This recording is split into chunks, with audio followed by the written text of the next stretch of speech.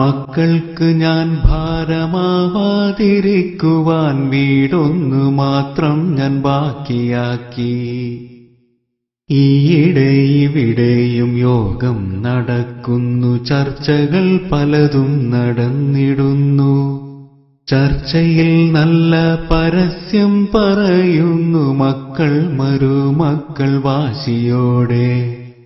കൊച്ചിയിലുണ്ട് വൃദ്ധസദനം, ഇപ്പോ കോഴിക്കോടുണ്ട് സേവാസദനം. കാര്യമെനിക്ക് മനസ്സിലായി, എന്റെ വീടിനുമിന്നവർ നോട്ടമിട്ടു. ജീവന്റെ ജീവനാം എന്റെ മക്കൾ, എന്നെ എങ്ങോ കളയാൻ വെമ്പുന്ന മക്കൾ. തളർച്ചയോടൊന്നു ഞാൻ ചാരിക്കിടക്കവേ ചാരുകസേരയ്ക്കും മുറുമുറുപ്പ്. അറിയാതെ ഓർത്തു ഞാൻ പുറകിൽ ഉപേക്ഷിച്ച യൗവന ജീവിത കാലത്തെയും. അവളൊത്തു കഴിയേണ്ടൻ യൗവന ജീവിതം മരുഭൂമിയിൽ ഞാനും നഷ്ടമാക്കി. പരിഭവ ദുഃഖ പരിദേവനങ്ങളും പലതും പറഞ്ഞു കരഞ്ഞവളും.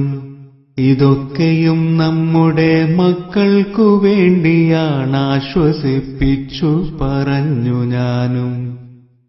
എന്നെ സ്നേഹിച്ചവൾ എല്ലാം സഹിച്ചവൾ, എന്നെ തനിച്ചാക്കി യാത്രയായി. സ്വർഗത്തിൽ നിന്നെന്നെ അവള് വിളിക്കുന്നു, മക്കളിൽ ഇവിടെ ഇങ്ങോട്ടു പോരൂ. മരണമാസന്നമായ ഉപദേശമൊന്നെനിക്കുണ്ടെന്റെ മക്കൾക്ക് നൽകിടുവാൻ. ആയുസ്സും ജീവിതം നഷ്ടമാക്കിയിട്ടാരും സമ്പാദിക്കല്ലേ മക്കൾക്ക് വേണ്ടി. അവരെ പടച്ചവനീശ്വരനാണെങ്കിൽ അവർക്കുള്ളതെങ്ങനെ വന്നു ചേരും. മക്കളെ നോക്കേണ്ടെന്നർത്ഥമില്ല, അതിനായി കളയേണ്ട ജീവിതം എന്ന് സാരം. മാതാപിതാക്കൾക്ക് നന്മ ചെയ്യാത്തോർക്കില്ല സ്വർഗം എന്ന് വേദവാക്യം. മാതാപിതാക്കൾക്ക് നന്മ ചെയ്യാത്തോർക്കില്ല സ്വർഗം എന്ന് വേദവാക്യം.